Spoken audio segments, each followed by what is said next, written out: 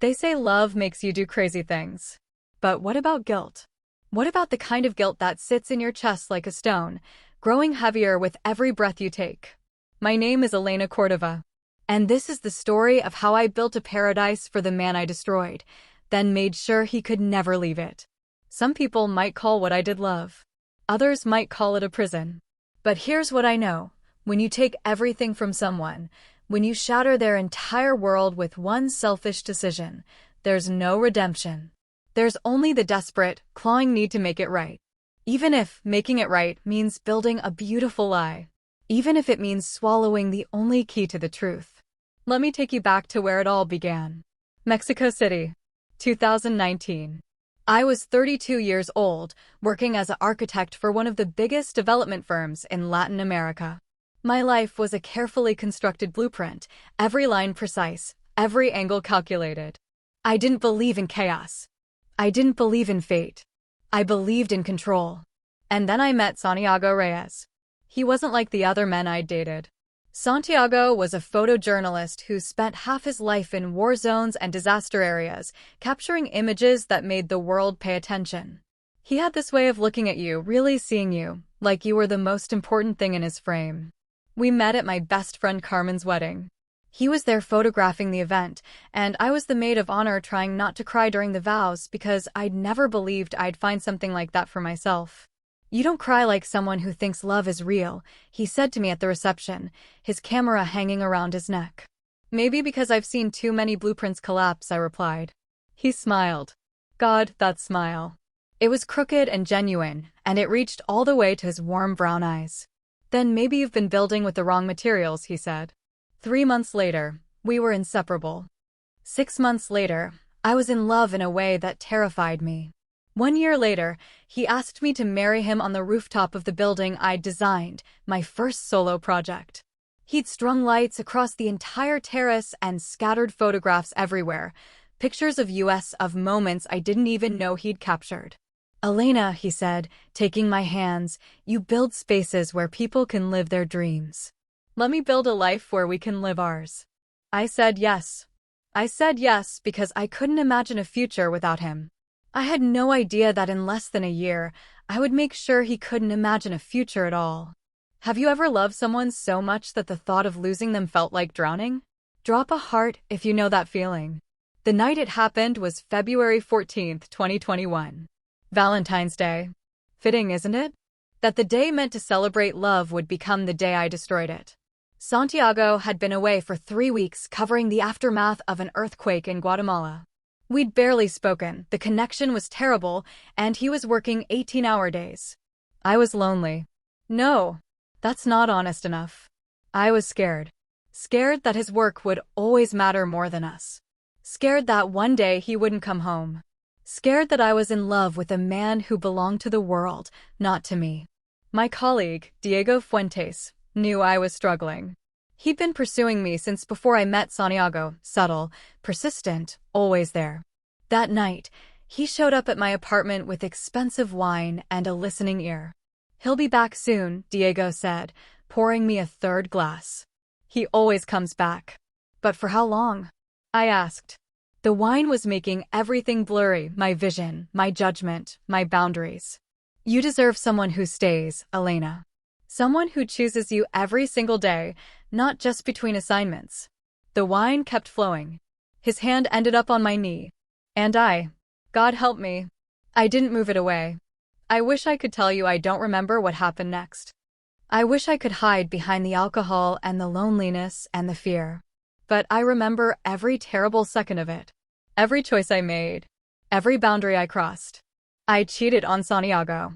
Not because I wanted Diego, but because some broken, terrified part of me wanted to prove I could survive without Santiago. Wanted to prove I had control.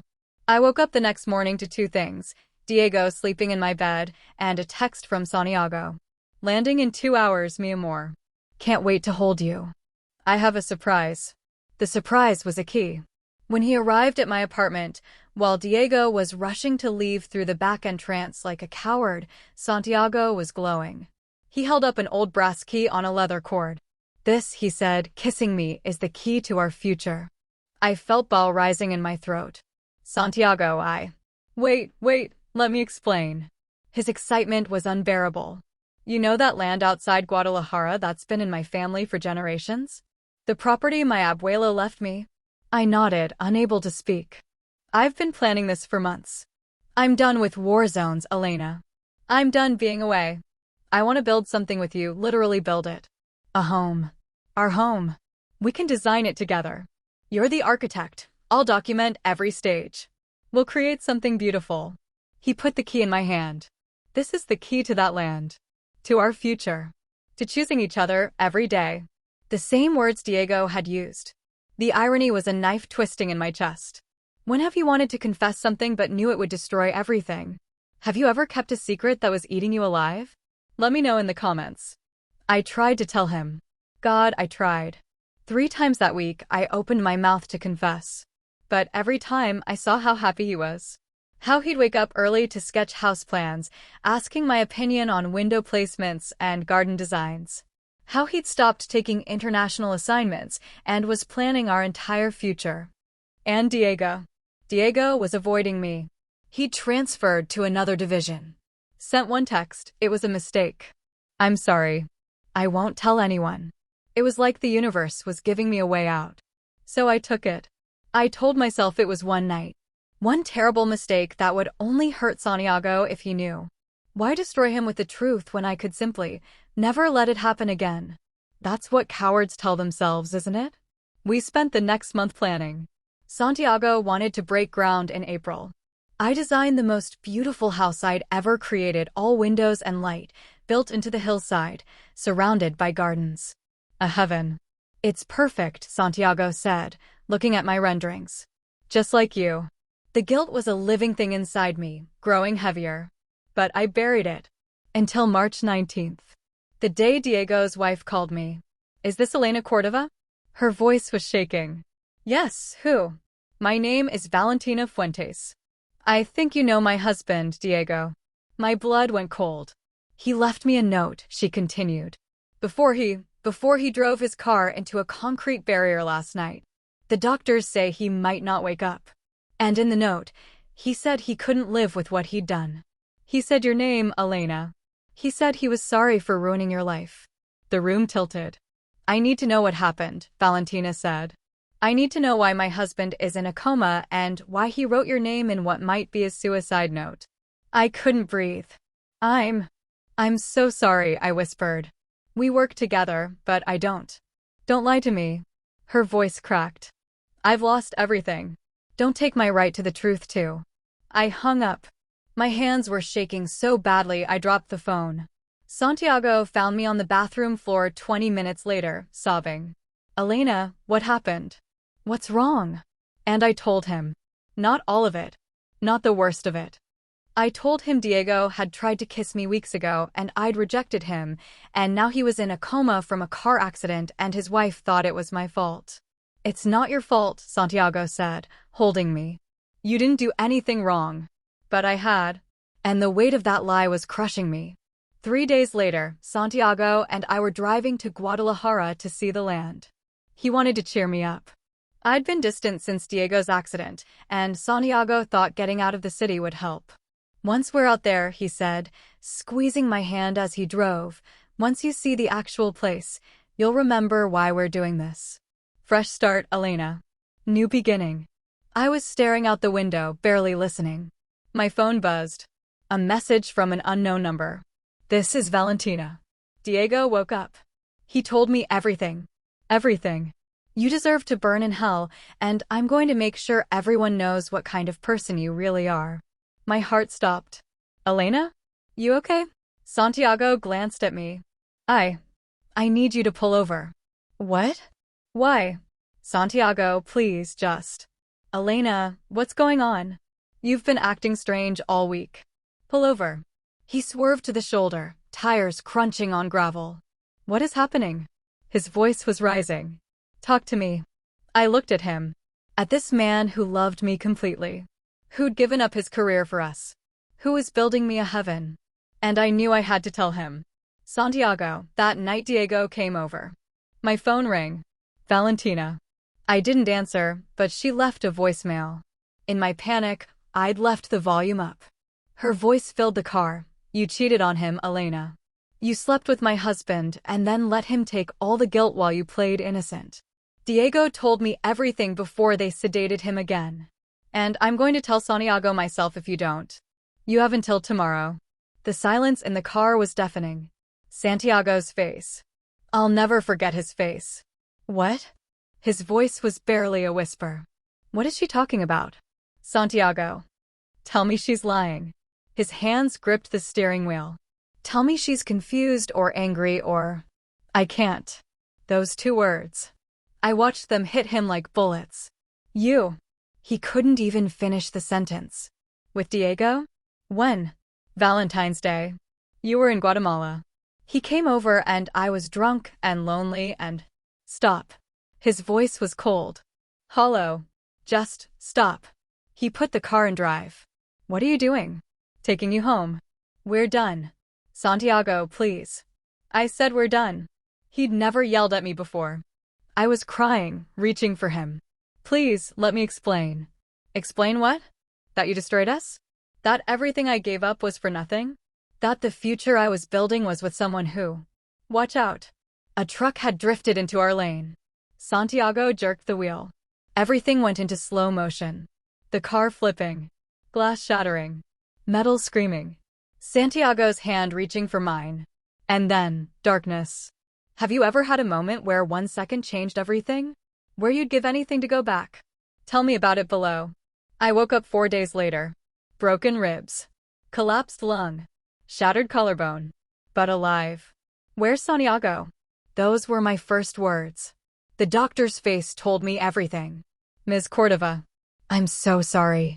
No. No. He's alive. But there was severe head trauma. He's been in a medically induced coma. We're doing everything we can. 2 weeks. That's how long he stayed under. 2 weeks where I sat beside his bed, holding his hand, begging God or the universe or anyone listening to let him wake up. I'll do anything, I whispered to his unconscious form. Anything. Just come back. Carmen visited on day 12. Valentina's been calling, she said quietly. She wants to talk to you. I can't face her. Elena. Diego didn't make it. He never woke up again after that first time. The stress of consciousness was too much for his brain. I felt like I was falling. Valentina is planning to file a police report. She says you and Diego were having an affair and his guilt over it caused both incidents, his crash and yours. It wasn't an affair. It was one night. Does that matter? Carmen's voice was soft but firm. Elena, what were you thinking? I don't know. I was scared and stupid and... Santiago's hand twitched. We both froze. Get the doctor, I whispered. Santiago woke up on day 15. But he didn't wake up to our world. Where am I? His voice was hoarse from the tubes they'd just removed. You're in the hospital, mi amor. You were in an accident. Accident. He looked confused. Scared. I don't remember. The neurologist came in. Dr. Ramirez. She was kind but direct. Mr. Reyes, you sustained a serious traumatic brain injury. It's not uncommon to experience some memory loss. Can you tell me what you do remember? Santiago's eyes found mine. Elena. I remember Elena. We're getting married. We're building a house. He smiled, weak but genuine. In Guadalajara. On my grandfather's land. My heart stopped. What else do you remember? Dr. Ramirez asked. I was in Guatemala. For work. And then. His face scrunched up. I don't remember coming home. How long have I been here? Dr. Ramirez looked at me, then back at Santiago. You've been unconscious for 15 days. The accident happened on March 22nd. March 22nd? Santiago looked panicked. But the last thing I remember is February. Mid-February. I was about to come home from Guatemala. Retrograde amnesia, Dr. Ramirez explained to me in the hallway. Santiago had lost approximately 5 to 6 weeks of memory, including Valentine's Day, including me telling him what I'd done, including the reason we crashed. Will he get those memories back? I asked. Maybe, maybe not. The brain is unpredictable with trauma this severe. Sometimes memories return in fragments. Sometimes they're gone forever. She paused. I have to ask, Miss Cordova, is there anything in that missing period that he should know? Anything medically or legally relevant? I should have told her. I should have said yes. But instead, I heard myself say no. Nothing important. The lie came so easily. Because in that moment, I saw it. The way out. The reset button. The chance to give Santiago back the future I'd stolen from him, even if that future was built on a foundation of deception. If you could erase someone's memory of your worst mistake, would you? Or is the truth always better than a beautiful lie? I need to know what you think. I made my decision in that hospital hallway. I would give Santiago everything he'd wanted. Everything I destroyed. I would build him the heaven he dreamed of.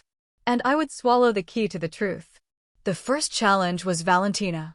She showed up at the hospital 3 days after Santiago woke up, grief-stricken and furious.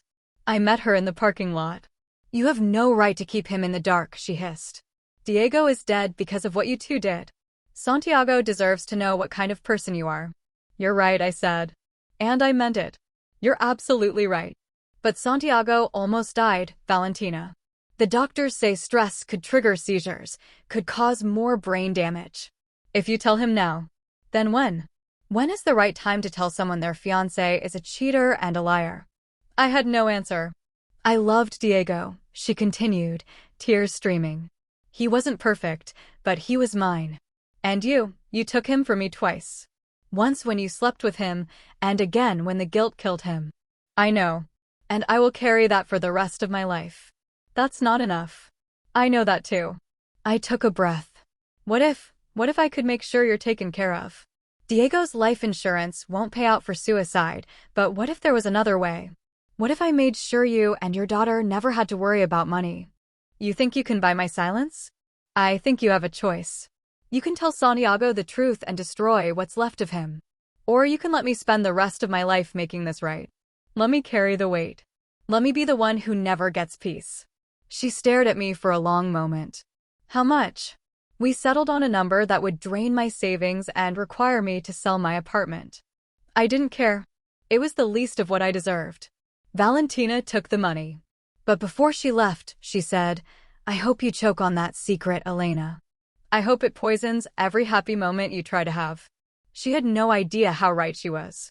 Santiago's recovery was slow. Physical therapy for his leg, which had been badly broken. Cognitive therapy for the memory issues and occasional confusion. But his spirit, his beautiful, trusting spirit, remained intact. We're still getting married, right? He asked me one night in his hospital room. The accident doesn't change that? Of course we are, I said, holding his hand. Good. Because I've been thinking, maybe the accident was a sign. Life is short, Elena. I don't want to waste another day. Let's get married as soon as I'm out of here. Small ceremony, just us and close friends. And then we start building our house. You still want to build the house? More than ever. I could have died, Elena. We both could have. But we didn't. We got a second chance. His eyes were so full of hope it hurt to look at him. Let's not waste it. So that's what we did. We got married in May in Carmen's garden, with 20 people watching. Santiago cried during the vows. I cried too, but for different reasons. In June, we broke ground in Guadalajara. I had modified my original designs, made them even more beautiful, even more perfect. This house would be my penance. Every beam, every window, every carefully chosen tile would be an apology I could never speak aloud. Santiago was there every day, photographing the construction, laughing with the workers, planning our future. Look at this, he'd say, showing me his camera. See how the light hits the frame in the morning? This is going to be incredible. And it was. The house rose from the earth like something from a dream. Clean lines and warm wood, floor-to-ceiling windows that framed the mountains, a garden that would bloom year-round. Our heaven. But I was building it on a graveyard of lies. The first crack appeared in October. We were having dinner with Carmen and her husband, Miguel, at our temporary apartment in Guadalajara. Remember that Valentine's Day when you were in Guatemala? Carmen said to Santiago. Elena was so lonely, I felt terrible for her. I kicked her under the table. Santiago frowned. Valentine's Day? But I came home for Valentine's Day. We spent it together. He looked at me. Didn't we? My mouth went dry. No, amor, I said carefully. You were delayed. You came home the day after. That's not. He pressed his fingers to his temples. I could swear I remember being home. I remember buying you roses. The accident messed with some of your memories, remember? I said gently. Dr. Ramirez said you might have some confusion about timelines. Right. Right, of course. But he looked troubled. Carmen apologized profusely after they left. I completely forgot he doesn't remember that period. God, Elena, I'm so sorry. It's fine, I said. But it wasn't. Because Santiago had started having dreams. I keep seeing this same thing, he told me one night. We're in the car. We're fighting. You're crying. And then, crash. But that's not how it happened, right? You said we were just driving to see the land and a truck hit us. That's exactly what happened. Then why does it feel like I'm forgetting something important? Baby, you hit your head. The dreams are just your brain trying to fill in gaps with random images. They're not real. But they kept coming. And they were getting more specific. I saw a name, he said in November. In the dream. Diego. Who's Diego? Diego Fuentes, I said, keeping my voice steady. He was a colleague. He died in a car accident around the same time as ours. Did I know him? Not well. We worked at the same firm. Why would I dream about him? Coincidence? You probably heard his name at some point. But Santiago was starting to look at me differently. Like he was trying to solve a puzzle. Like he knew something was missing but couldn't figure out what. When you know someone is lying to you but you can't prove it, do you push for the truth or let it go? What would you do? The house was finished in January 2022. Almost a year after the accident. It was more beautiful than I'd even imagined. The walls were white plaster that glowed in the sunlight. The floors were warm terracotta tile that felt like honey underfoot. Every room had a view of either the mountains or the gardens, and the master bedroom had a balcony where you could watch the sunset paint the sky in impossible colors. It's perfect, Santiago whispered on moving day. Elena, you created something miraculous. We created it, I said. Together. But that night, alone in our perfect bedroom in our perfect house, I lay awake while Santiago slept. I had built him a heaven. But I was living in hell. Every smile was hiding a scream. Every I love you was carrying the weight of I'm sorry. Every perfect moment was poisoned by the truth I'd swallowed. And it was getting harder to keep it down. I started having panic attacks. Waking up at 3 a.m. unable to breathe, convinced Santiago knew, convinced everything was about to collapse. You should see someone, Carmen said when I confided in her. A therapist. This guilt is eating you alive. I can't. What if I slip up? What if I say something? Elena, you can't live like this forever. But I could. I had to. Because the alternative, telling Santiago the truth, would destroy him. Wouldn't it? In March, 2 years after the accident, someone came to our door. I was in the garden, planting spring plantings, when I heard voices. Santiago was talking to a woman. My blood ran cold when I recognized the voice. Valentina. I rushed to the house. She was standing in our entryway, older and thinner, wearing black. Valentina, I said. What are you doing here? Elena. You know this woman? Santiago looked confused. She was Diego's wife. The colleague I told you about. I'm sorry for your loss, Santiago said to her with genuine compassion. Elena told me about the accident. Accident, Valentina repeated bitterly. Is that what she called it? Valentina, please. I'm dying, she said flatly. Pancreatic cancer. Stage 4. I have maybe 3 months. The world tilted. I'm so sorry, Santiago said. I didn't come for sympathy. I came because I made a deal with the devil 2 years ago, and I'm about to meet the real one. I need to clear my conscience before I go. What are you talking about? Santiago asked. Your fiancé paid me to keep a secret. A big one. And I took the money because I was angry and broken, and I wanted her to suffer. But she hasn't suffered enough. And my daughter deserves to know that her father's death meant something. Elena. Santiago turned to me. What is she talking about? She's confused, I said desperately. The illness. I'm not confused. Valentina's voice was sharp. Tell him, Elena. Tell him what you did. Tell him what you took from all of us. Please, I whispered. Please don't do this. Tell him or I will. Santiago was staring at me, and in his eyes I saw it, the final crack in the lie. Elena, he said quietly. What did you do? And I realized this was it. The moment I'd been dreading for 2 years. The key I'd swallowed was coming back up. Whether I wanted it to or not. If you were Elena, would you confess everything or try to maintain the lie? What's the right thing to do when both choices hurt everyone? Drop your thoughts below. We sat in the living room of the house I'd built. The house that was supposed to be our salvation. And I told Santiago everything. Every terrible detail. Valentine's Day. Diego. The wine. The cheating. The lies. His phone call from Guatemala. Trying to confess in the car. Valentina's voicemail. The fight. The reason he swerved. The reason we crashed. The reason he lost 5 weeks of his life. And the worst part, that I'd known the truth the whole time he'd been recovering.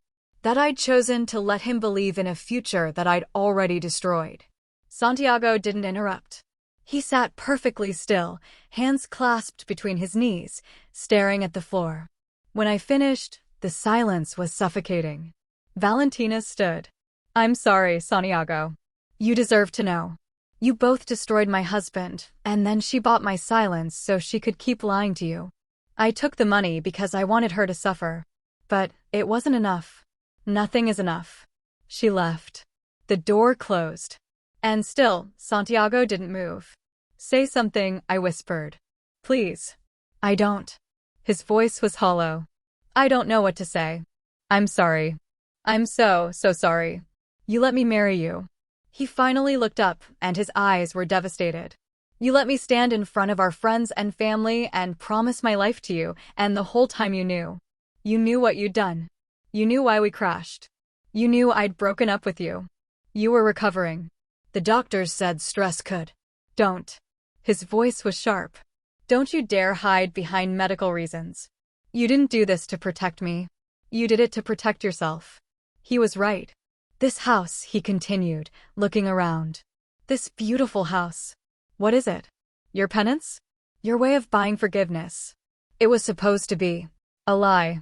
It's a lie. All of it. Our marriage. Our fresh start. The last 2 years.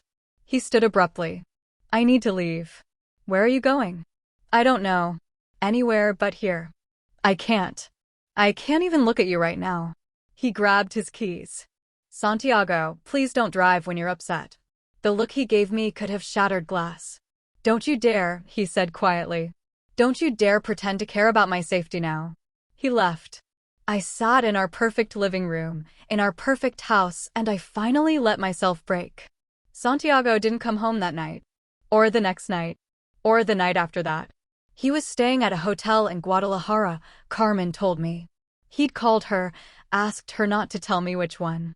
He needs time, Elena, she said on the phone. You have to give him time. What if he doesn't come back? Then you'll have to accept that. Carmen, I built this whole life for him. For us. No. You built it for yourself. To ease your guilt. To avoid consequences. Her voice was sad but firm. I love you, Elena. You're my best friend. But what you did, it's unforgivable in some ways. Then what do? You let him make his own choice. Free of manipulation. Free of pressure. You finally give him the truth and the freedom to decide what to do with it. But waiting was agony. Days turned into weeks. I went to work. I'd started my own small firm, but I was a ghost. Going through motions. The house felt enormous and empty. Every room echoed with memories that were now tainted. In the 4th week, Santiago called. I want to talk, he said. Can I come by tomorrow? Of course. Anything. He showed up at noon, looking exhausted. We sat in the garden I'd designed. I've been thinking, he started. About everything. About us. About what happened. Okay. I talked to a therapist. She helped me understand some things. He paused. The memories are coming back. Not all of them. But pieces. I remember being angry in the car. I remember you crying. I remember the moment before the crash, reaching for you. Tears streamed down my face. The thing is, I understand why you lied. I don't forgive it. But I understand it. He looked at me. You were terrified of losing me. So terrified that you made the worst possible choice. Yes. And then, when you got a second chance, you took it. You built this house, you married me, you tried to make everything perfect. I just wanted to give you back what I'd taken. But you can't, he interrupted. That's what you don't understand, Elena. You can't unbreak something. You can build something new, but the original? It's gone. My heart was shattering. So where does that leave us? I whispered. I don't know. He was quiet for a long moment. I still love you. That's the worst part.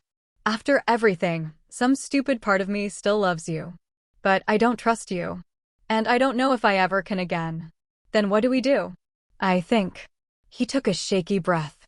I think we need to start over. Completely. No more lies. No more secrets. No more trying to recreate something that doesn't exist anymore. What does that mean? It means I'm not ready to come home yet. It means we need couples therapy. Real, honest, painful therapy. And it means you need to accept that there's a possibility I might never fully forgive you. That we might not make it. I'll do anything, I said. That's what I'm afraid of, he replied. You've already proven you'll do anything. Including lie to me for 2 years. Can a relationship survive betrayal and deception? Or are some things too broken to fix? Have you ever tried to rebuild trust after it was shattered? Tell me your story. Dr. Patricia Morales was our couples therapist. She was in her 60s, with kind eyes and an unwillingness to accept bullshit from either of us. Our first session was brutal. Elena, she said, tell Santiago how you felt the night you cheated on him. I couldn't look at him. Scared. Lonely. Afraid I was losing him to his work. And did cheating on him solve that fear? No. It made everything worse. Santiago, when you found out both times, the day of the accident and then 2 years later, how did it make you feel? Destroyed. His voice was flat. The first time, I felt like my entire world ended. Like everything I'd believed in was a lie. The second time, I felt like I'd been living in a dream and Elena had been controlling it the whole time. Like I didn't even own my own life. That's a profound violation, Dr. Morales said. Elena, do you understand that what you did after the accident, hiding the truth, was in some ways worse than the original betrayal? Yes, I whispered. Explain why. Because I took away his choice. I decided what he could handle. I played God with his life. And, Santiago, I need you to be honest. Part of you wants to forgive her. Why? He was quiet for a long time. Because I remember being happy. Those 2 years after the accident, before I knew, we were happy.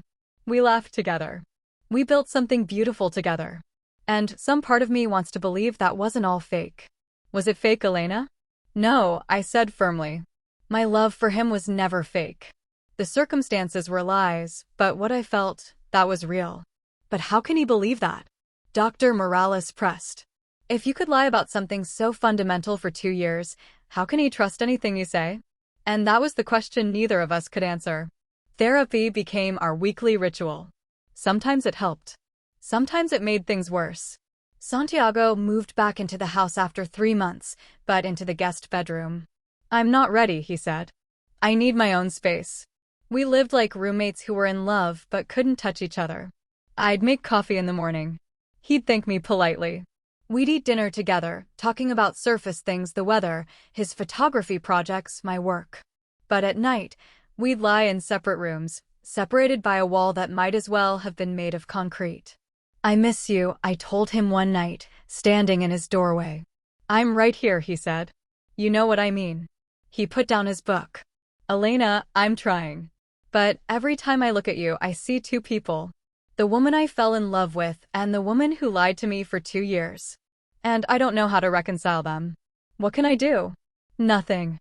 That's the hardest part. There's nothing you can do except give me time and space to figure out if I can live with what happened.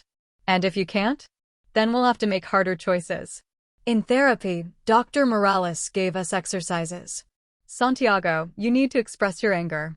All of it. No holding back. So we had a session where he yelled.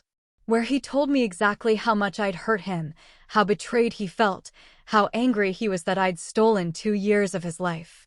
"You didn't just lie about cheating," he shouted. "You lied about everything. Every anniversary we celebrated was fake. Our wedding vows were based on a lie. This house, this beautiful fucking house, is just a monument to your guilt." I sat and took it.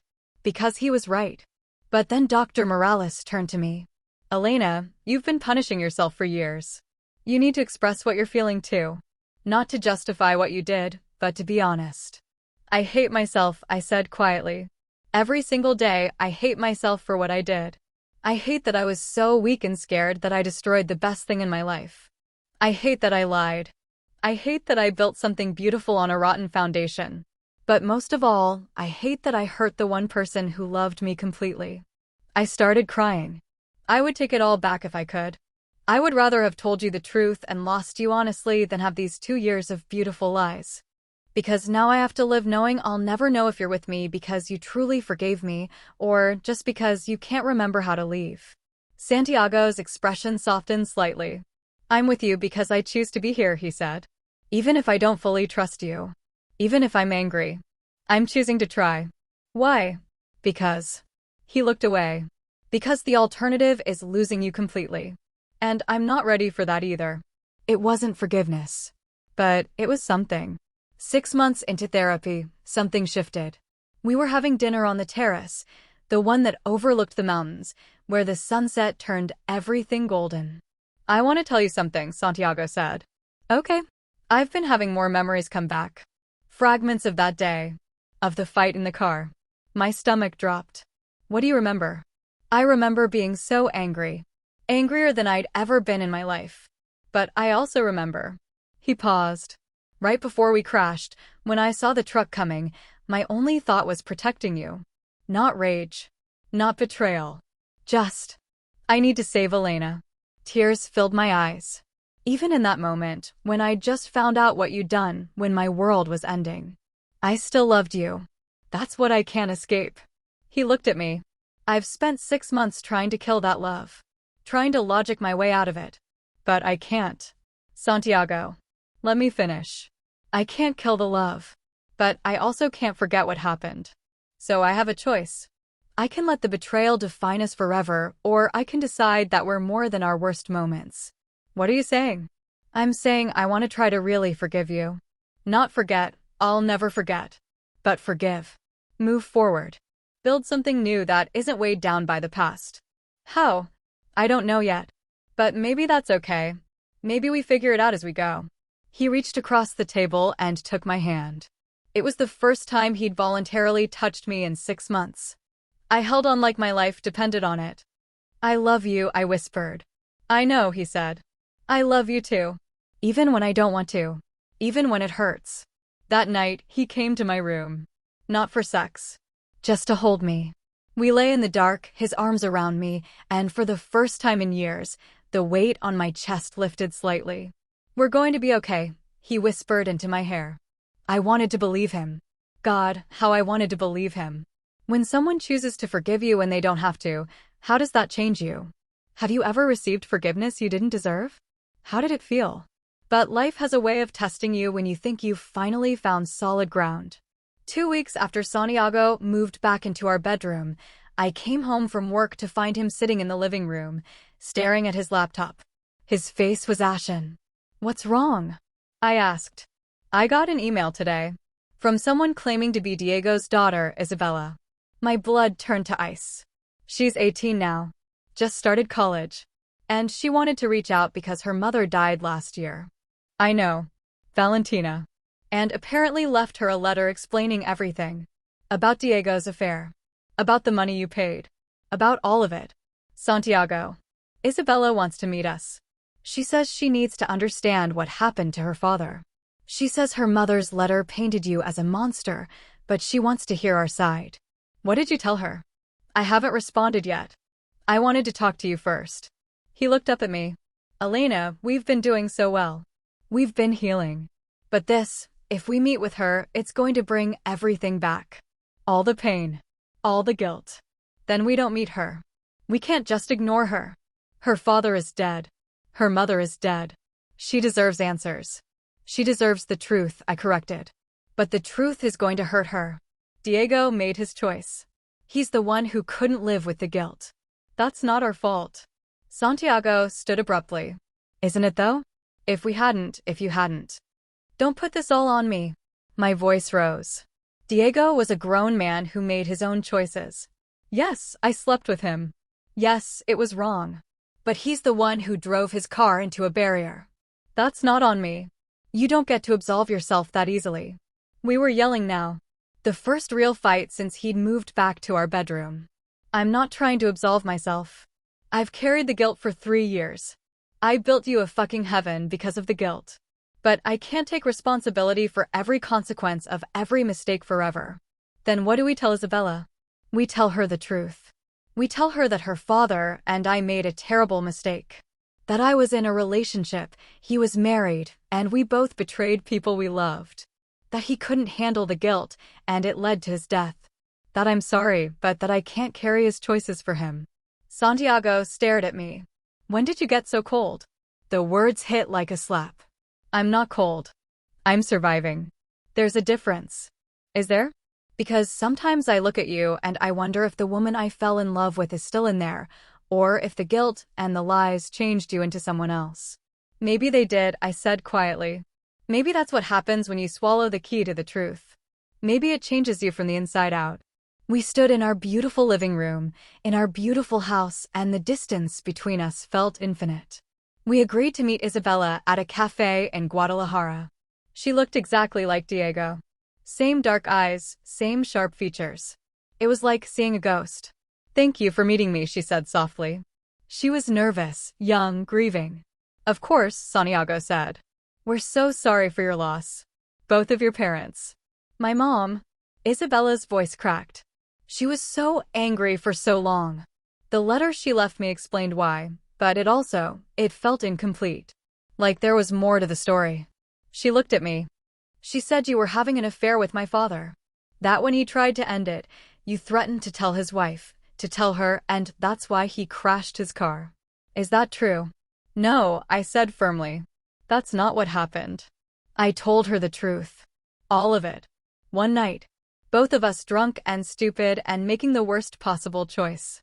His guilt. My lies. The money I paid her mother not to tell Santiago while he was recovering. Your father's death was a tragedy, I said. But it wasn't murder. It wasn't even about me, not really. It was about him not being able to forgive himself. And I understand that feeling more than you know. Isabella was crying silently. He was a good father, she whispered. When I was little, he was my hero. But my mom said the guilt changed him those last few weeks. That he couldn't sleep, couldn't eat. That he kept saying he'd ruined everything. I'm so sorry, I said. I'm sorry for my part in his pain. I'm sorry you lost him. I'm sorry your mother spent years angry and bitter. But I can't take full responsibility for his death. That's not fair to ask of me. I know, Isabella said. I think I just needed to see you.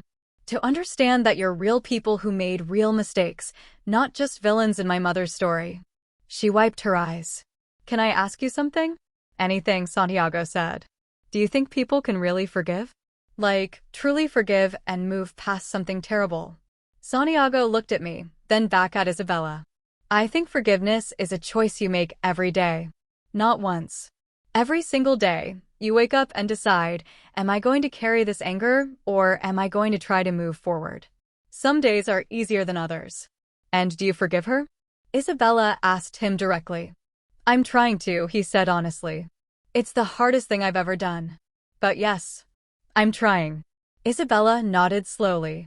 Then she looked at me. I don't forgive you. Not yet. Maybe not ever. But I don't hate you either. And maybe that's enough for now. She stood to leave, then paused. There's something else you should know. My mom, in her letter, she said she was glad she told you about the cancer. That she was glad she finally told Mr. Reyes the truth before she died. She said it was the one good thing she did. What do you mean? I asked. She didn't have cancer. She lied. She just wanted to make sure the truth came out before she died for real, so she pretended to be dying to force your hand. The room spun. She wasn't sick? She died in a car accident. Hit by a drunk driver 6 months after she came to see you. Instant. Ironic, right? Isabella's smile was sad. She spent her whole life angry about car accidents, and that's what took her in the end. She left.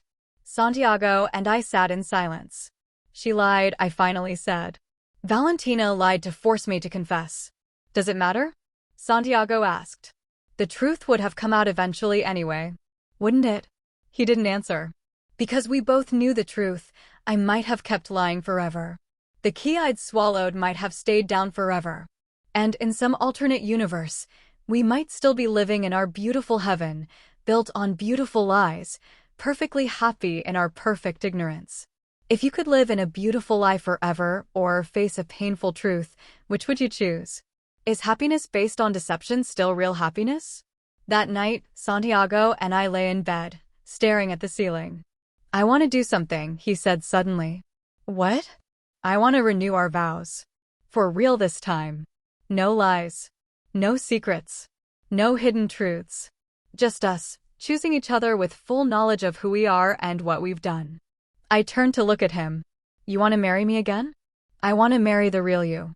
Not the version who is trying to earn forgiveness. Not the woman who built a heaven out of guilt. Just Elena. Flawed, scared, human Elena. Why? Because I've realized something. That heaven you built? It was never for me. It was for the version of me you thought you'd destroyed. But that person never existed. I was never perfect. I was just a guy who loved you and made his own mistakes. What mistakes did you make? I put my work before us. I made you feel second best. I created the loneliness that led to your worst choice. I'm not saying what you did was okay, it wasn't. But I wasn't innocent either. I'd never heard him take any responsibility before. Santiago. Let me finish. I've spent 3 years being the victim in the story. The betrayed husband. The man who lost his memory. And all of that is true. But I also chose to marry you knowing I'd put you second for years. I chose to ignore your loneliness because my work felt more important. And then, when the truth came out, I chose to try to forgive you. So what are you saying? I'm saying we're both human. We both made choices. And I want to make a new choice. I want to choose you, fully and completely, with my eyes wide open. He sat up, reached into his nightstand, and pulled out a small box. I bought this last week, he said, opening it. Inside was a simple gold band. It's not an engagement ring. It's a promise ring. A promise that I'm all in. That I'm not just trying to forgive you, I have forgiven you. And I'm ready to build something new. I was crying. Santiago, I don't deserve this. Maybe not. But love isn't about deserving. It's about choosing. And I choose you. He slipped the ring onto my finger. Will you marry me again, Elena Cordova? For real this time. Yes, I whispered. Yes, 1,000 times yes. We held each other in the darkness, in our heaven that was no longer a cage. And for the first time in 3 years, I felt free. We planned the ceremony for the autumn. Small, intimate. Just us and our closest friends and family. No flowers. No fancy venue.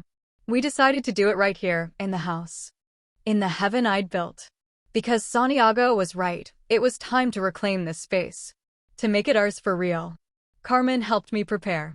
I'm so proud of you, she said as she helped me into a simple white dress.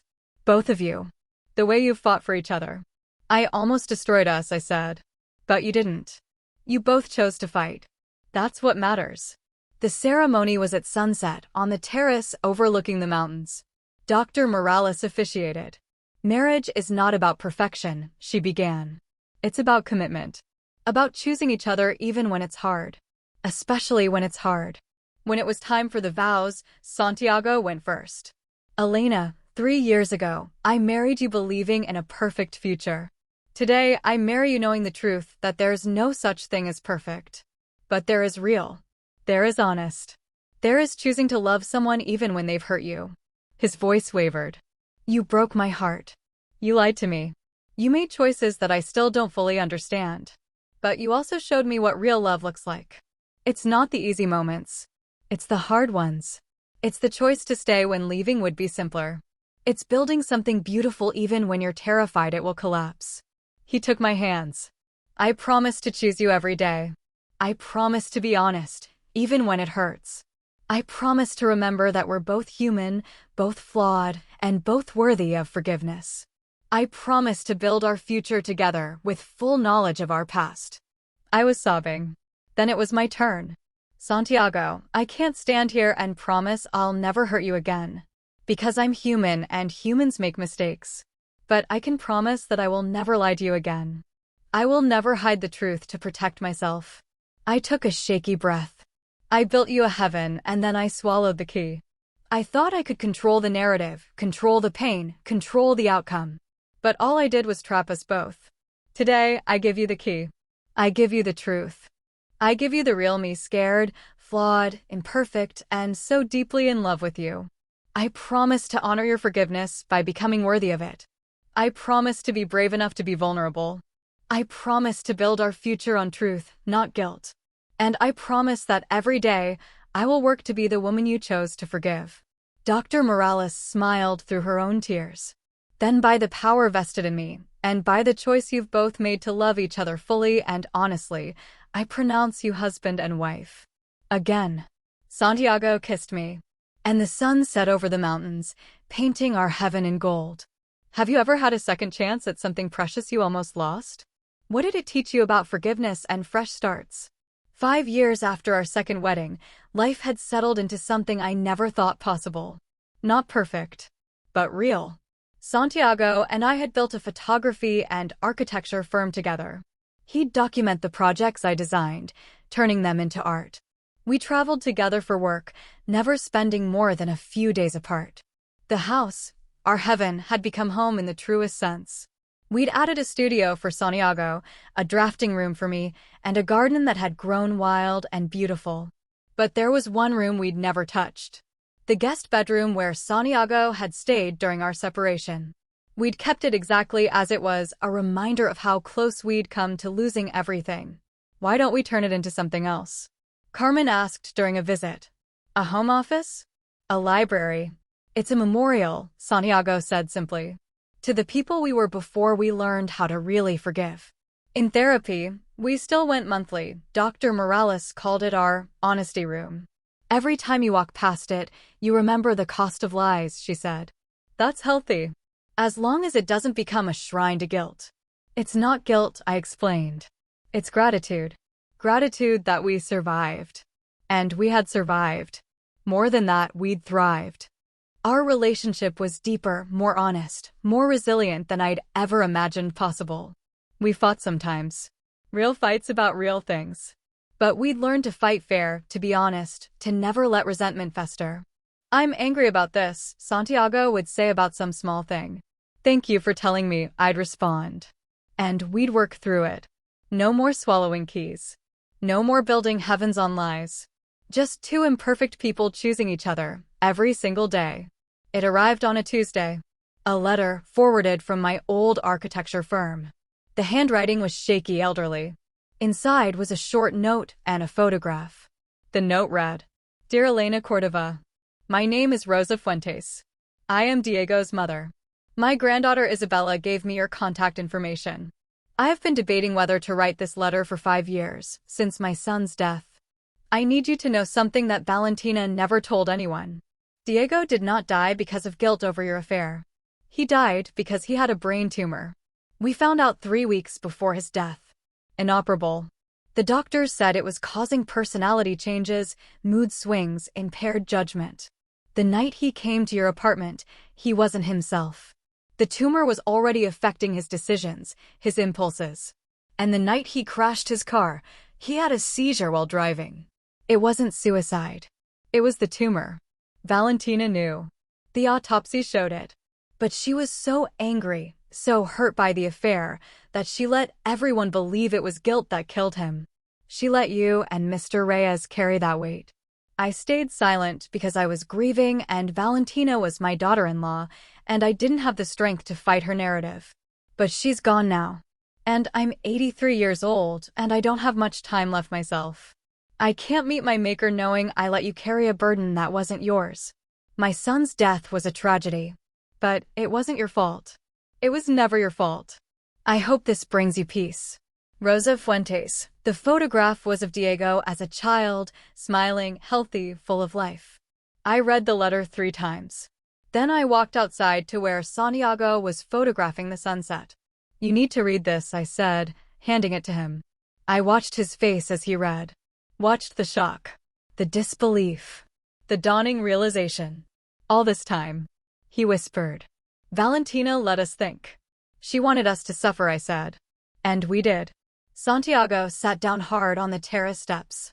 Elena, if it wasn't guilt, if Diego would have crashed anyway because of the tumor, then the affair didn't kill him. No, it didn't. And Valentina's anger was based on a lie. Yes. And you've been carrying guilt for a death you didn't cause. I sat beside him.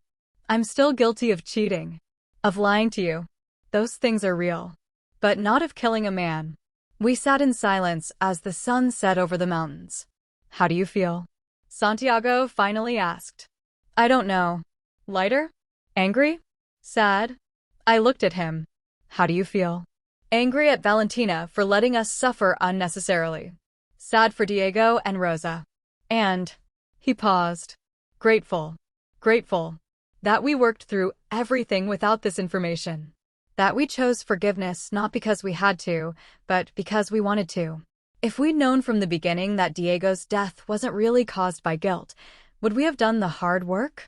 Would we have really faced what happened? He had a point. Maybe we needed to carry that weight, I said slowly. Maybe we needed to believe the stakes were that high to force us to be truly honest with each other. Or maybe, Santiago said, pulling me close, maybe the universe was teaching us that we can survive anything. Even lies. Even betrayal. Even carrying burdens that weren't really ours. Have you ever discovered that something you blamed yourself for wasn't actually your fault? How did it change you? Did it make the pain better or worse? That night, we made a decision. We would write back to Rosa. We would thank her for her honesty. And we would tell her about Diego's daughter, Isabella, who deserved to know the full truth about her father's death. But more importantly, we made another choice. I think it's time, Santiago said, standing in the doorway of the guest bedroom. The honesty room. Time for what? Time to let it go. All of it. The guilt. The memorial. The constant reminder of our worst moments. He walked into the room and opened the windows, letting in fresh air for the first time in years. Let's turn this into something new. A nursery, maybe. My heart stopped. Santiago, are you saying? I'm saying maybe it's time to stop living in the past and start building a real future. One that includes the family we've always talked about. I'd put off the conversation about children for years. Too scared. Too guilty. Too convinced I didn't deserve that kind of happiness. What if I mess it up? I whispered. What if I make the same mistakes with a child that I made with you? You will mess it up, Santiago said gently. We both will. Because we're human. But we'll also love that child with everything we have. And we'll teach them what we've learned, that mistakes aren't the end of the story. That forgiveness is possible. That honesty is worth the pain. You really want this? With me. He cupped my face in his hands. Elena, I've wanted this with you since the day I met you. The only difference is now I know exactly who I'm building this future with. No illusions. No hidden truths. Just us. I kissed him. Okay, I whispered. Let's do it. Let's build a real future. And so we did. We painted the honesty room a soft yellow. We filled it with light and hope. And 6 months later, I stood in that room, holding a positive pregnancy test, crying happy tears for the first time in years. Our daughter was born on a rainy Tuesday in April. We named her Esperanza. Hope.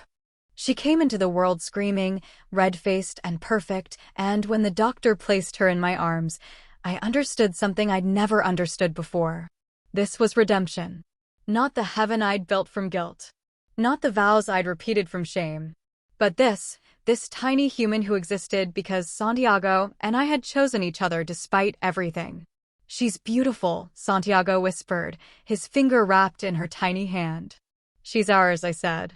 And in that moment, I finally, truly forgave myself. Not because I deserved it, but because Esperanza deserved a mother who wasn't carrying the weight of the world on her shoulders. She deserved a mother who had learned from her mistakes. A mother who knew the difference between a beautiful lie and a hard truth. A mother who would teach her that people aren't defined by their worst moments, but by what they do after. When Esperanza was 6 months old, I received another letter. This time from Isabella. Dear Elena and Santiago, thank you for telling me the truth about my father's illness. My grandmother had hinted at it, but having the full picture helps me understand so much.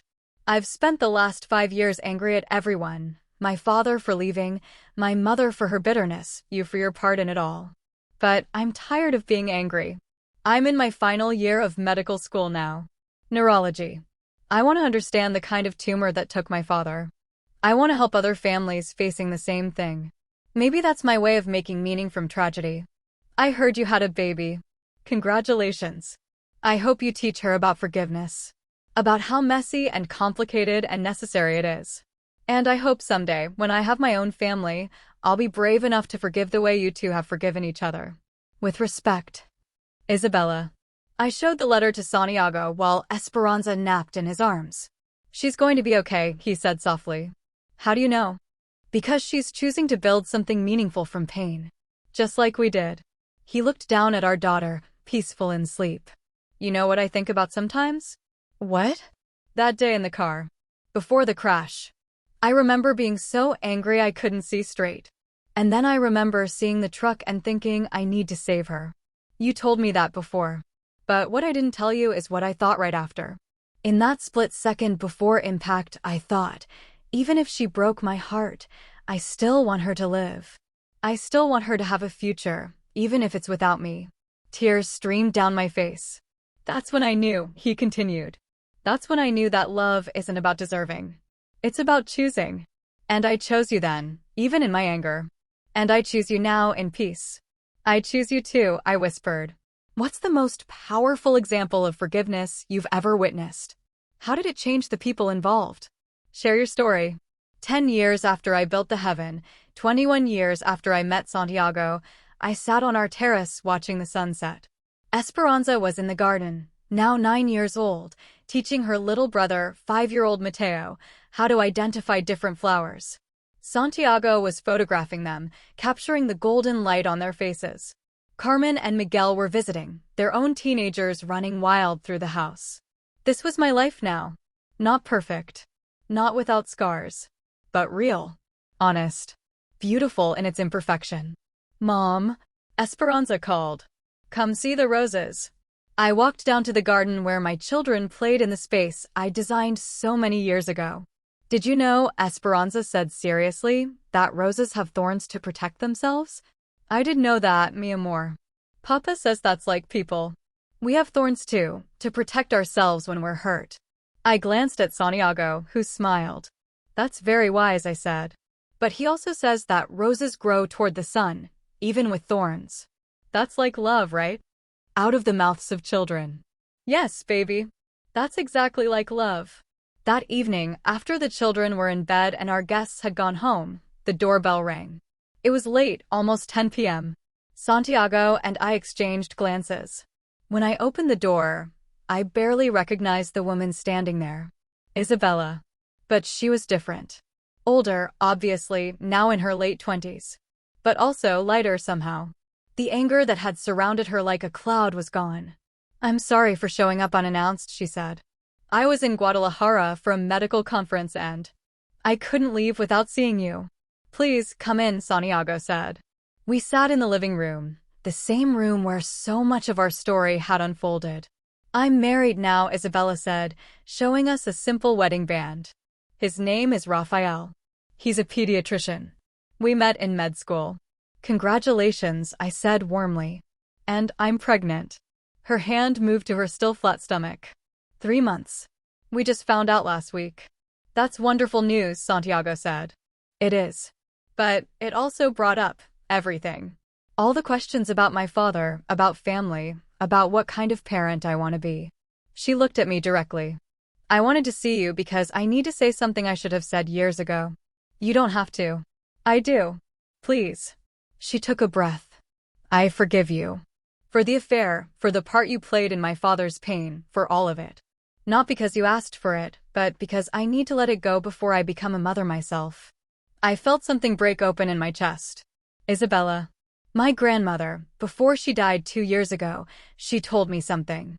She said, bitterness is a poison you drink yourself, hoping the other person will die. My mother drank that poison for years. And I watched what it did to her. She wiped her eyes. I don't want to be that person. I don't want my child to grow up with a mother who carries anger like armor. So I'm letting it go. I'm choosing to forgive. Santiago reached over and squeezed my hand. Your baby is lucky, he said to Isabella. To have a mother wise enough to learn from the past instead of being trapped by it. I hope so.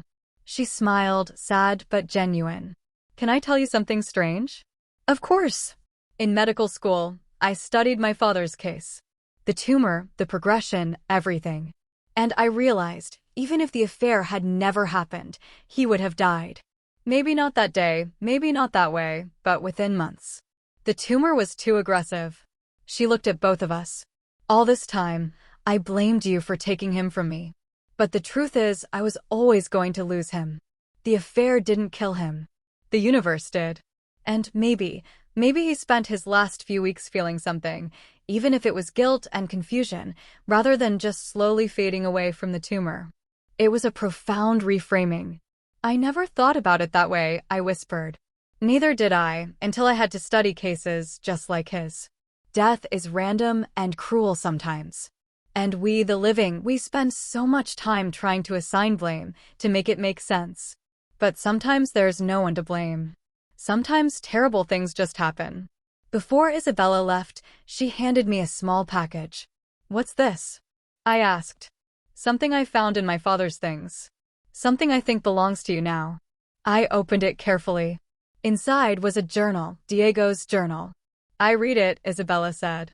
After my grandmother told me about the tumor. I wanted to understand my father's last weeks. My hands trembled. Should I read it? That's up to you. But there's an entry from the day before he died. I marked the page. I think you should read at least that one. After she left, Santiago and I sat together on the couch. Do you want to read it? He asked. I don't know. Part of me wants to leave the past in the past. But maybe there's something there I need to see. We'll read it together. Together, he agreed. I opened to the marked page. The handwriting was shaky, nearly illegible in places, evidence of the tumor's progression. February 13, 2021. The doctors confirmed it today. Tumor. Inoperable. Maybe 6 months if I'm lucky. I should be thinking about Valentina, about Isabella, about everything I'm leaving behind. But all I can think about is how I ruined everything last night. Elena. God. What did I do? The thing is, it wasn't even about wanting her. It was about wanting to feel alive before I die. The tumor has been affecting me for months, I know that now. Making me impulsive, reckless, removing my filters. But I can't blame it entirely. I made choices. Even with a broken brain, I made choices. She'll blame herself. I know she will. Elena carries guilt like some people carry keys, always making sure she has it, always checking it's still there. If I could tell her one thing, it would be this: it wasn't your fault. The tumor was already killing me. You were just there. And I was already dying, already desperate, already not myself. I wish I could take it back. Not because of the guilt. The tumor is eating that away too, making everything fuzzy, but because she deserves better. She deserves someone who chooses her intentionally, not someone who grabs at her in desperation. Santiago is a good man. Better than me. He'll forgive her eventually. Or he won't. But either way, it's not because of anything she did wrong. It's because of the impossible situation I put her in. I'm tired. So tired. And I'm scared.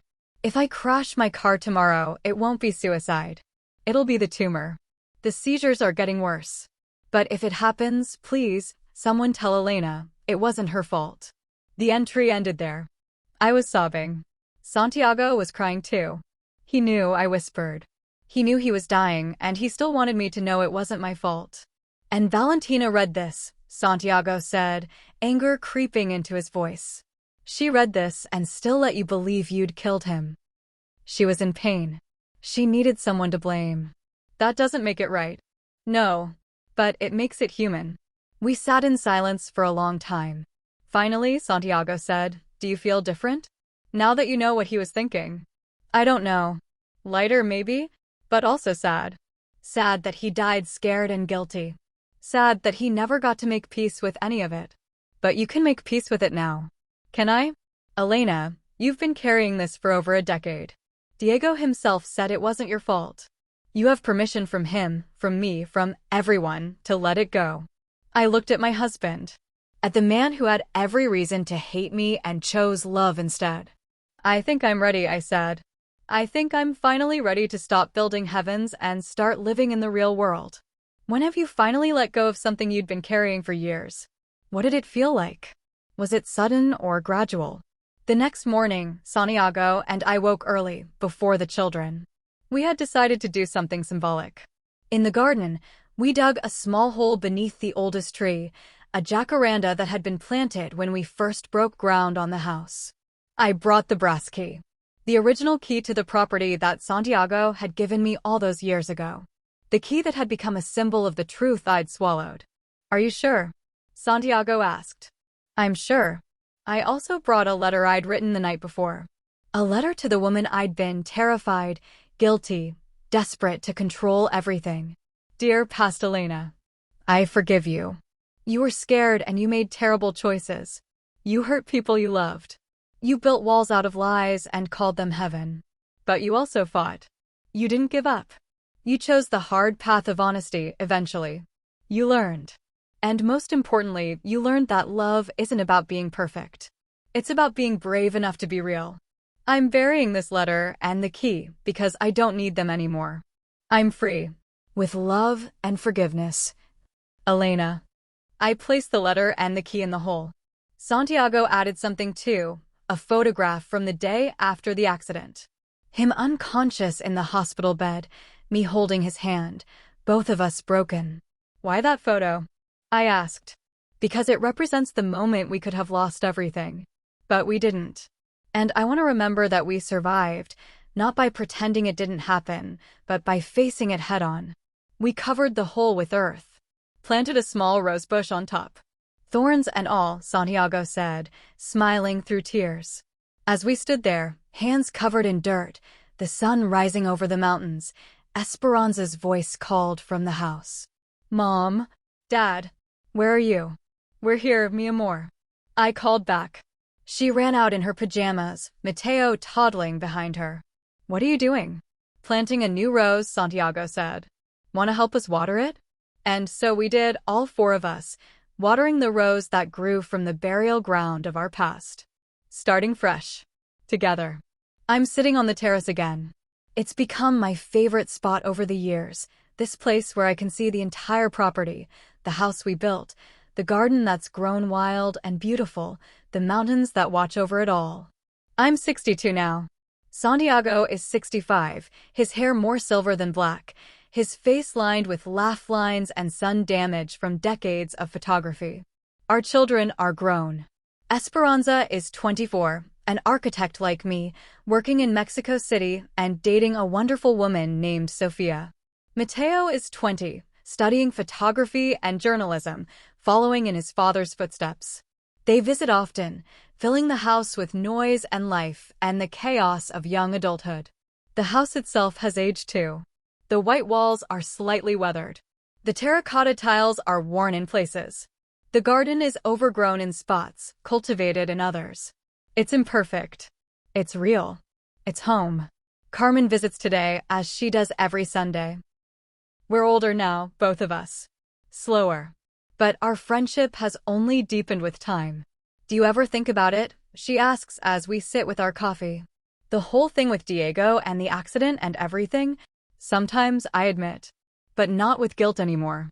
More like curiosity. Wondering about the alternate timelines. What would have happened if I'd made different choices? Do you think you'd be happier?" "No. I think I'd be different. But not happier. Because the truth is, the hardest things I've been through made me who I am. The guilt taught me humility. The lies taught me the value of truth. The betrayal taught me the power of forgiveness. And the heaven I built on a foundation of guilt became a real home when I finally let the truth set me free. You and Santiago, Carmen says. You've always been my proof that people can change. That relationships can survive anything if both people are willing to fight for it. It wasn't easy. The best things never are. Santiago joins us on the terrace, moving a little slower these days after a knee replacement last year. What are my two favorite women plotting? He asks, kissing the top of my head. Just reminiscing, Carmen says. Dangerous pastime, he teases. But he sits with us and we watch the sunset together, the three of us who've known each other for over 30 years. You know what I realized yesterday? Santiago says suddenly. What's that, amor? We've lived in this house longer than we lived anywhere else. This place, the one you built from guilt, has become the longest home either of us has ever had. It's true. 25 years in this house. 25 years of life, real life, messy and beautiful and imperfect. It's not the house I built from guilt anymore, I say. It's the house we rebuilt with truth. Poetic, Carmen says, but she's smiling. I'm old. I'm allowed to be poetic. We laugh, the three of us, as the sun paints the sky in impossible colors. 2 months after that conversation, I get a phone call. It's from a lawyer in Mexico City. Mrs. Reyes? This is Roberto Salazar. I'm handling the estate of the late Valentina Fuentes. My heart skips. Valentina died years ago. Yes, ma'am. But there's been a complication with her estate that's only now being resolved. She left a sealed letter with instructions that it be delivered to you 25 years after the date it was written. That date is today. What? The letter is being couriered to you. It should arrive tomorrow. I just wanted to give you advance notice. The letter arrives in a plain envelope. Santiago and I open it together, as we've opened everything for the past 25 years. Inside is a handwritten letter from Valentina, dated just days before her death. Elena. If you're reading this, 25 years have passed since I came to your beautiful house and destroyed your beautiful lie. 25 years since I forced you to confess to Santiago. I've had a lot of time to think about what I did. About the lie I told, pretending to have cancer to force your hand. About the guilt I let you carry for Diego's death. The truth is, I was angry. So angry I couldn't see straight. My husband was dead, my daughter was traumatized, and you seemed to be building a perfect life while mine was ashes. So I wanted to burn your heaven down. I did it because I thought it would make me feel better. I thought watching you suffer would ease my pain. It didn't. If anything, it made me feel worse. Because I realized, too late, that hurt people hurting people doesn't heal anyone. After I told Santiago the truth, I watched from afar. Through Isabella, through mutual connections, through the grapevine in Guadalajara. I watched you two fight for your marriage. I watched you go to therapy. I watched you stay together when everyone thought you'd split. And I realized something. I didn't destroy your heaven. I set you free from it. That house was never really home when it was built on lies. But when you rebuilt your marriage on truth, that's when it became real. So here's what I need you to know, 25 years later. I forgive you for the affair with Diego. It took me decades, but I forgive you. And I'm sorry for lying about the cancer. I'm sorry for letting you think Diego's death was your fault. I'm sorry for using my pain as a weapon. I hope you've built a good life in these 25 years. I hope you've forgiven yourself. I hope you've let go of the guilt I forced you to carry. And most of all, I hope you've learned what I learned too late, that the truth, no matter how painful, is always better than the most beautiful lie. With regret and respect. Valentina Fuentes. P.S. Tell Santiago he was right to forgive you. Not because you deserved it, but because forgiveness is the only thing that breaks the cycle of pain. I'm crying. Santiago is crying. We sit in our living room, in our real heaven, holding each other. She forgave you, Santiago whispers. She forgave herself, I correct. She just used me as the vehicle. Does it change anything? No. But it completes the circle, doesn't it? Everyone involved has now chosen forgiveness over bitterness. Santiago pulls back to look at me. Do you forgive her? For the lie about the cancer? For forcing the confession? I think about it for a long moment. Yes, I finally say. Because she was right. She didn't destroy our heaven. She freed us from a beautiful prison. And for that, I'm grateful. Have you ever been grateful for something that hurt you at the time? Can painful truths become gifts in hindsight? 6 months later, I'm diagnosed with early-stage breast cancer. Treatable. Curable, the doctors say. But it forces me to face my own mortality in a way I haven't before. I want to write them letters, I tell Santiago one night after a particularly draining chemo session. Who? Esperanza and Mateo. In case I don't make it. You're going to make it. Probably. But I want them to know the truth about their mother. The whole truth. Not just the nice parts. So I write.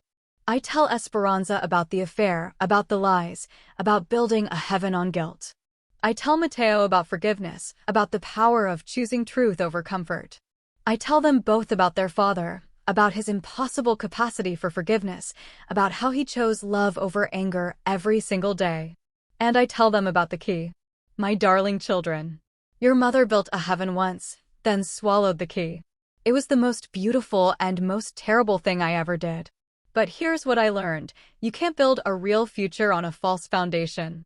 No matter how beautiful the structure, it will always be fragile. The truth will set you free, but first it will shatter everything you thought you knew. And that's okay. Because from the shattered pieces, you can build something real. Your father taught me that.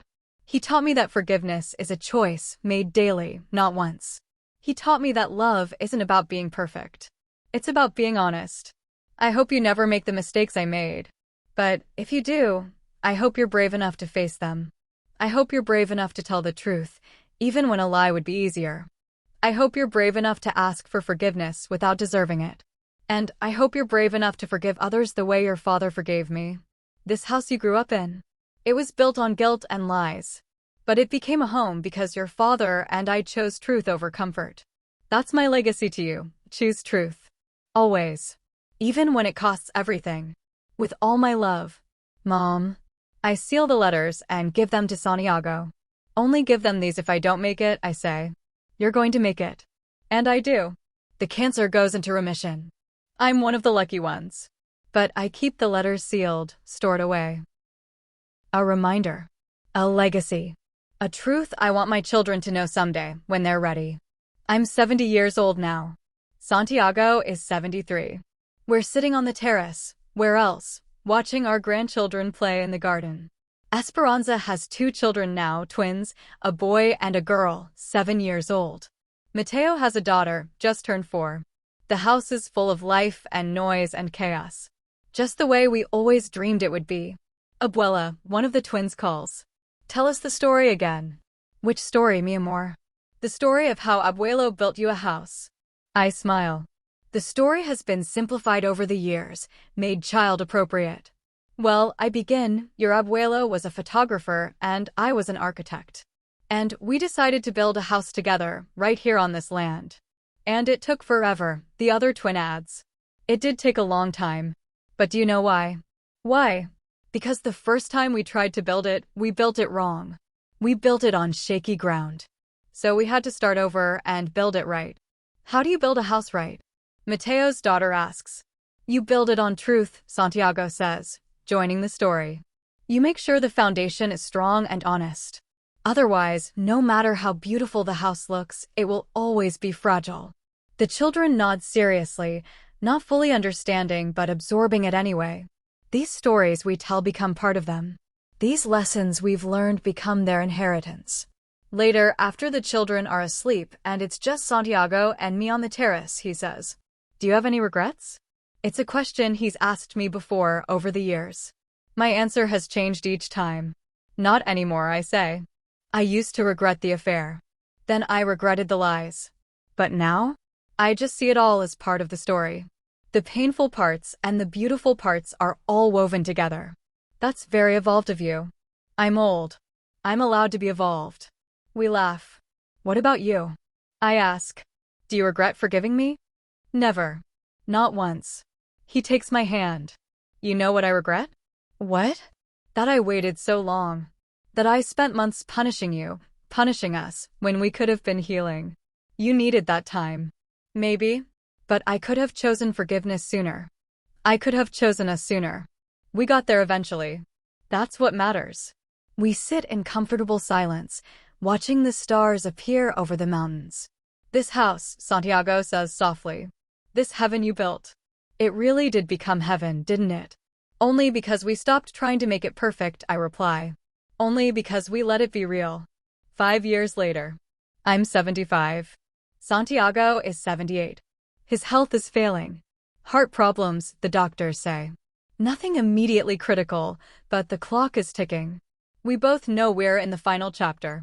One morning, I find him in the garden, standing by the rose bush we planted 25 years ago, the one growing over the buried key. What are you doing out here? I ask, bringing him coffee. Thinking about that key we buried. What about it? Do you remember what it represented? The truth I'd swallowed. The lies I'd kept. And do you remember why we buried it? Because we didn't need it anymore. Because we'd chosen truth. He smiles. I want to dig it up. What? Why? Because I want to see if it's still there. I want proof that we really did let it go. It's an odd request, but I humor him. We get a small shovel, well, I get it, and help him, because he's too frail to dig himself, and carefully excavate around the rose bush. The letter I wrote has disintegrated over 25 years. The photograph Santiago buried is barely recognizable. But the key is still there. Tarnished, covered in rust and soil, but intact. Santiago picks it up with shaking hands. After all these years, he whispers. Still here. Did you think it wouldn't be? I thought maybe it would have dissolved. Disappeared. Like the past. The past never really disappears, I say gently. We just learn to live with it. He holds the key up to the light. I want to give this to Esperanza and Mateo. Along with the letters you wrote. I want them to know the whole story. They're not ready. They're in their 40s, Elena. They're ready. And we're running out of time to tell them ourselves. He's right. So that evening, we call our children. They come immediately, sensing the seriousness in Santiago's voice. We sit in the living room, Esperanza, Mateo, their partners, Santiago, and me. And we tell them everything. The affair. The accident. The amnesia. The lies. The forgiveness. The rebuilding. We show them the rusty key. I give them the letters I wrote 25 years ago during the cancer scare. Esperanza cries. Mateo is silent, processing. Why didn't you tell us before? Esperanza finally asks. Because we wanted you to see us as your parents first, I say. Not as our mistakes. But you're both, Mateo says quietly. You're our parents, and you're people who made mistakes and fought like hell to fix them. Are you disappointed in us? Santiago asks. Esperanza shakes her head. No. I'm inspired. You could have given up. Most people would have. But you didn't. And this house, Mateo says, looking around. It's even more beautiful knowing what it took to build it. Not just the physical structure, but the relationship that survived in it. We talk late into the night. They ask questions. We answer honestly. And by the end, something has shifted. We're not just parents and children anymore. We're humans who've all made mistakes, all struggled, all chosen love even when it was hard. What's the most valuable lesson you've learned from your parents' mistakes? How did knowing their struggles change your relationship with them? Santiago dies on a Tuesday, 3 months after we dig up the key. Peacefully in his sleep, in our bed, with me beside him. His last words, the night before, we did good, didn't we? We built something real. We did, mi amor. We really did. The funeral is beautiful. Hundreds of people come, friends, colleagues, people whose lives Santiago touched through his photography. Esperanza gives the eulogy. My father, she begins, was a man who believed in second chances. Who believed that people are defined not by their mistakes, but by what they do after. She tells the gathered mourners about Santiago's forgiveness. About how he chose love over anger, truth over comfort, future over past. She holds up the rusty key. This key represents my parents' greatest lesson to us, that the truth will set you free, but first you have to be brave enough to stop swallowing it. After the funeral, after everyone leaves, I sit alone in our bedroom. The bedroom we shared for decades. The bedroom where we rebuilt our intimacy, our trust, our love. I find a box under his side of the bed. Inside is a letter addressed to me in Santiago's handwriting. My beloved Elena. If you're reading this, I'm gone. And you're probably sitting in our bedroom, trying to figure out how to live without me. Here's what I want you to know. Forgiving you was the best decision I ever made. Not because you deserved it, though eventually you did. Not because it was easy, it was the hardest thing I've ever done. But because it gave us 50 years together. 50 years of real love, real truth, real life. When I found out about the affair the second time, when Valentina destroyed our beautiful lie, I had a choice. I could have left. Everyone would have understood. But I remembered something my abuelo told me once. Forgiveness isn't about the other person. It's about you. It's about choosing not to let anger poison the rest of your life. So I chose forgiveness. Not for you. For me. And in doing so, I got the greatest gift, a lifetime with the woman I loved. Elena, you built me a heaven, then swallowed the key.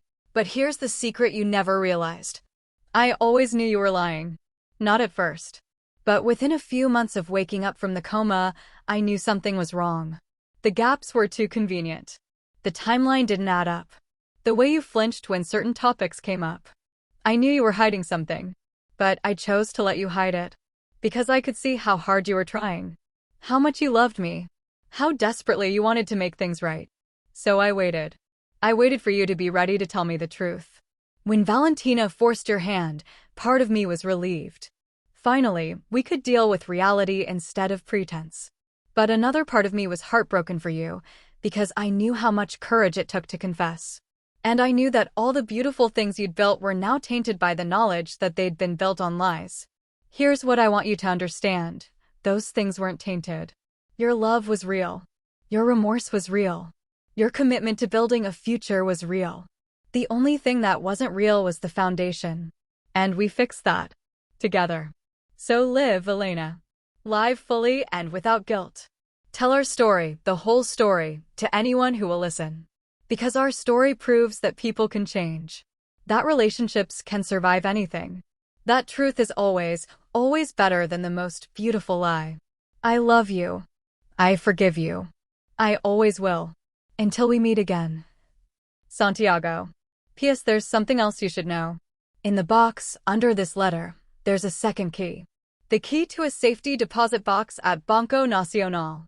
Inside that box is every photograph I ever took of you. Hundreds of them. Thousands, maybe. Some you knew about. Most you didn't. I want you to look at them. I want you to see yourself the way I always saw you. Beautiful. Flawed. Human. Worthy of love. See yourself through my eyes. And maybe you'll finally understand why I forgave you. It was never a question of if you deserved it. It was simply that I couldn't imagine a life without you in it. I'm sobbing so hard I can barely breathe. He knew. All along, he knew I was lying. And he let me confess in my own time. I find the second key. Go to the bank the next day. The safety deposit box is full of photographs. Me sleeping. Me working at my drafting table. Me in the garden. Me laughing with our children. Me growing old. Thousands of moments I never knew he captured. And on each photo, on the back, a single word or phrase in his handwriting. Beautiful. Strong. Mine. Forgiven. Beloved. Forever. This is how he saw me. Not as the woman who betrayed him. Not as the woman who lied. But as the woman he chose. Every day. For 50 years. I'm 78 now. Living alone in the house we built.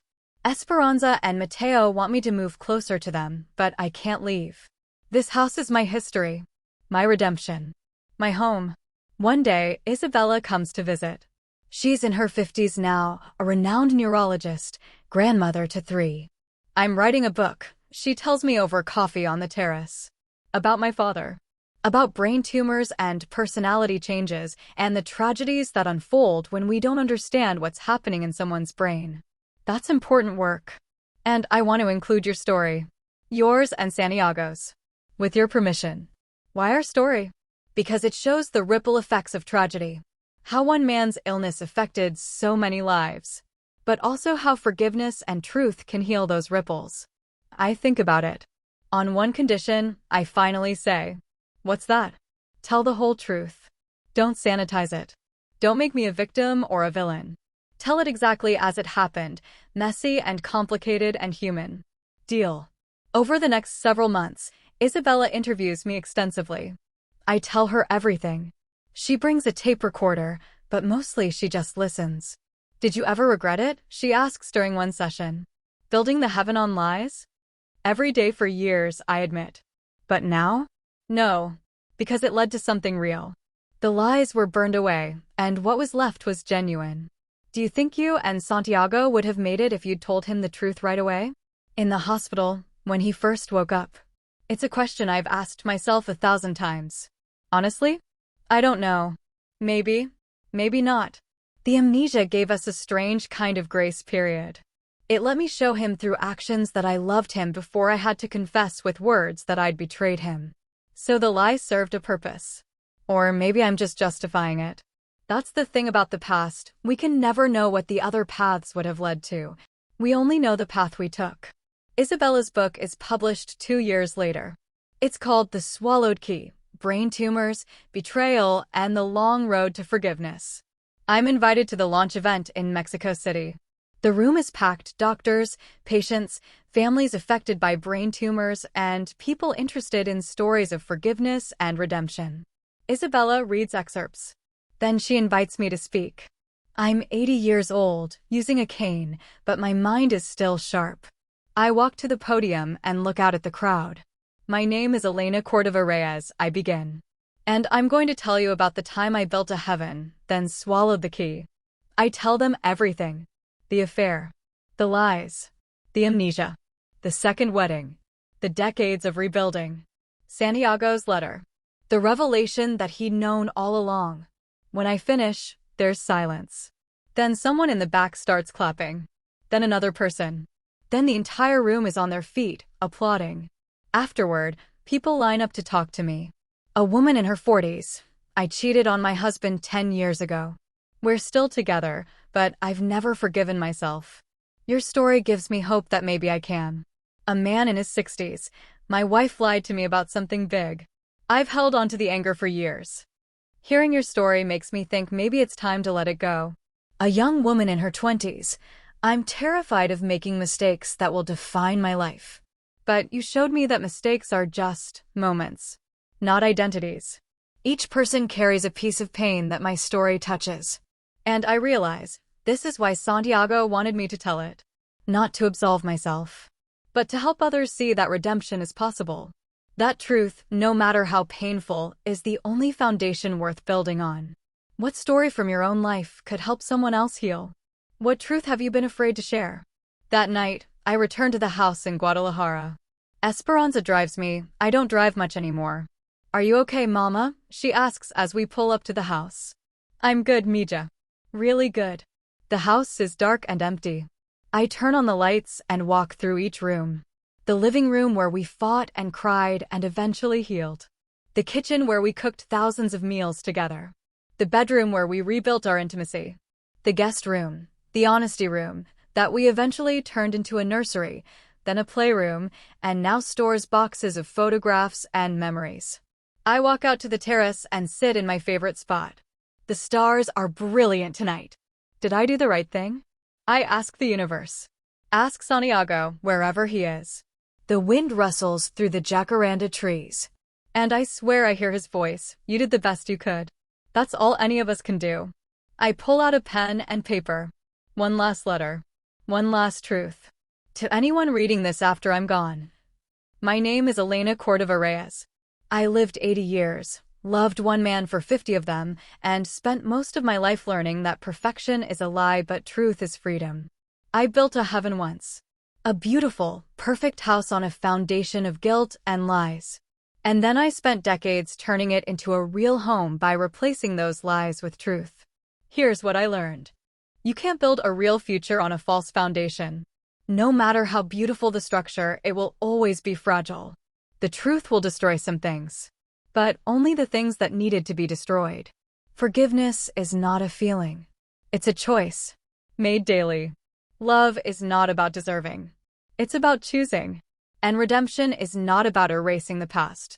It's about building something beautiful despite it. This house stands as proof that broken things can be rebuilt. That broken people can heal. That broken relationships can become stronger than they ever were when they were perfect. I built a heaven, then swallowed the key. But the key was never the point. The point was learning that heaven isn't a place you build. It's a choice you make. Every day. To choose truth over comfort. To choose growth over stagnation. To choose love over anger. To choose forgiveness over bitterness. That's heaven. And the key to it was never buried in my garden. It was always inside me. I just had to be brave enough to use it. With love and hard-won wisdom. Elena Cordova Reyes. I seal the letter and leave it on the kitchen table with instructions for Esperanza to include it in the family archive. Then I go to bed in the room I shared with Santiago for 47 years. And I sleep peacefully for the first time in decades. I wake up to sunlight streaming through the bedroom windows. At 80 years old, every morning is a gift. I make coffee, walk to the terrace, watch the sun rise over the mountains. The garden is overgrown now, I can't maintain it like I used to, but it's still beautiful, wild and imperfect and real. Just like life, just like love, just like the heaven I built. My phone rings. It's Mateo. Morning, Mama. How are you feeling? Good, Mijo. Really good. Esperanza and I were thinking of coming by this weekend. Bringing the grandkids. I'd love that. We want to plant something new in the garden. In Papa's memory. What do you think?